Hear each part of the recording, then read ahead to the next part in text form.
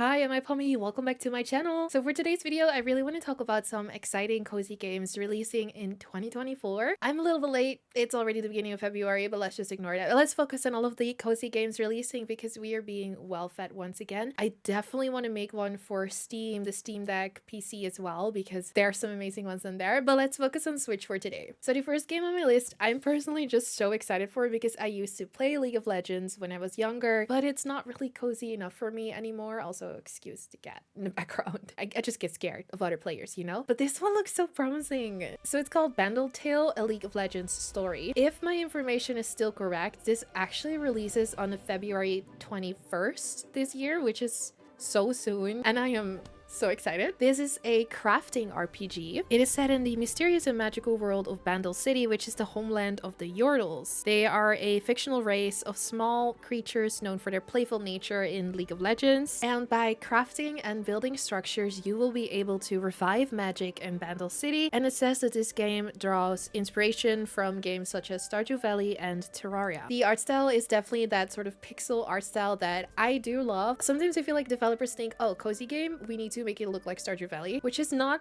always the case, you know, they could have chosen different graphics, but I do think it's very charming and cute. I'm a little bit wary, but I am excited. Garden Life, a cozy simulator, should release in March of this year. I can't find really concrete information, but it looks to be March. And it will release actually in February on Steam. Garden Life is a relaxing gardening game in which you create your dream garden in a peaceful, colorful world. You get to plant and add ornaments at your own pace and transform an overgrown, forgotten plot into a flourishing community garden. It honestly looks so cute and I love it so much. I love the graphics for this one too. I don't know, it looks so pretty and it definitely looks like it's gonna give me the feels of having my own community garden, which I've been kind of wanting, but it's very daunting to me. It's such a huge thing to have. My grandma has one and my aunt has one, and my grandma actually has to take care of the one of my aunt because she has no time by working a full-time job. So I don't think I can do that. So this is perfect for me. Maybe for some of you out there as well. I really like the idea of gardening. You're not really able to do it in real life. It looks so cute. Paper Mario, the Thousand-Year Door is a remake of a very beloved game. I personally have not played it, but I know lots of you guys have. It's set to release somewhere in 2024, so we don't know when exactly. Now, in the original GameCube version, Mario and Princess Peach get involved in a search for a mystic treasure that holds great fortune, but then Peach is kidnapped by an alien group called the X-Nauts, and Mario sets out to find the treasure and save the princess, which does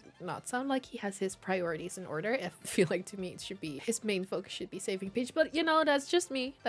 Anyway, I know this game is loved by very many people. I have actually never played any of the games in the Paper Mario franchise, so I'm very excited to try this one out and I'm curious what it will be like. Another game that I want to talk about is Luigis Mansion 2 HD, which is a remake. This is set to release in the summer of 2024. Now, I really like the Luigi's Mansion franchise, so I think it's really exciting that we get a remake coming for Nintendo Switch. And in this game, you get to explore multiple haunted mansions with Luigi and his ghost hunting Poltergust 5000. You get to retrieve the missing shards of the Dark Moon scattered across several distinct haunted mansions, each with their own puzzles to solve and ghosts to capture. It's just fun. It's really fun if you want a little bit of a spooky game without being completely scared, terrified of horror games, which I am usually.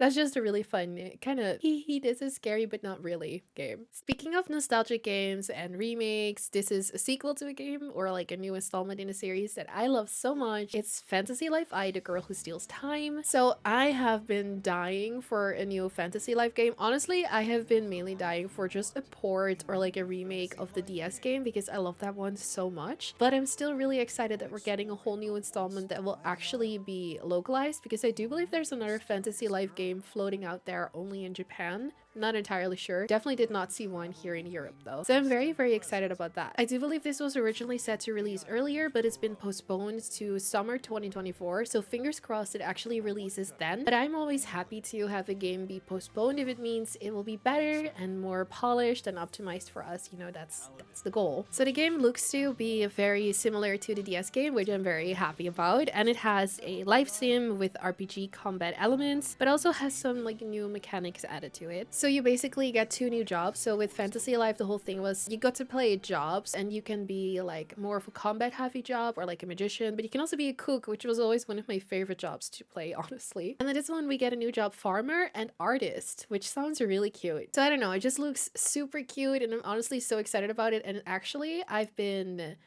okay, listen, a little bit of a side tangent real quick. I've been collecting more 3DS or Nintendo DS models that I used to want to have really badly as like a kid and a teen, but I could never afford them. And now I'm like, well, I still cannot really afford them, but I'm doing it anyway. So I have a new 2DS on the way to me. And maybe I want to play Fantasy Life again on DS. Wouldn't that be so fun? I think I will. We're continuing with the nostalgia train, okay? And the next game on my list is Rugrats Adventures in Gameland, which will release hopefully on the Switch in March 2024. The gameplay itself looks more like very retro 90s inspired platformer style, and the description of the game is just so cute and I feel like very much in Rugrats fashion. So it says that it's a baby fresh take on retro inspired gameplay featuring a unique co-op design where kids and parents need to stick together to win. A baby's gotta do what a baby's gotta do. Everyone's favorite babies are back in action. When Tommy, Chucky, Phil and Lil see a commercial for the new Raptor video game, they pretend that they're in a video game of their own.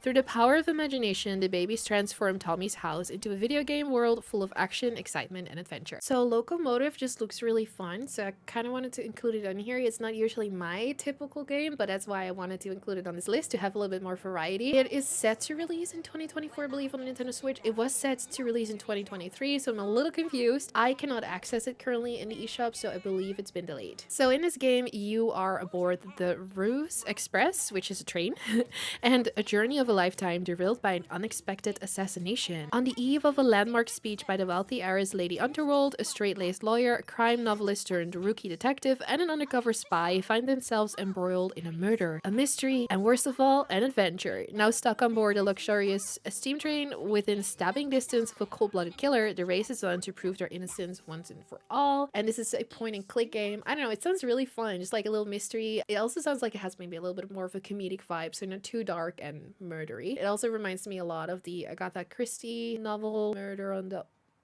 Orient Train or something. You know the one I'm talking about. Feels like it's probably inspired by that one. Open Roads will release on February 22nd on the Nintendo Switch. Now this is another more story heavy game with a beautiful art style in my opinion. In this story, Tess, Divine and her mother Opal discover a lot of old notes and letters carefully stashed away in the attic of their house. This all seems to be about deep-rooted family secrets, decades old burglaries, maybe a lost treasure buried somewhere. And so they decide to go on a road trip adventure to explore a series of long abandoned family properties, unearthing the past. And in the search, they'll discover not just the truth they've been seeking, but each other. So this also really focuses a lot on like the classic road trip vibes, where you like are hanging out in the car on your way to your destination, just listening to the radio and chatting with your mom, which I feel like is so cute and very nostalgic again. It also has a unique and engaging interactive dialogue system, which will also help you uncover the story. This is also another genre of cozy games that I don't play nearly far enough, that are more like story based and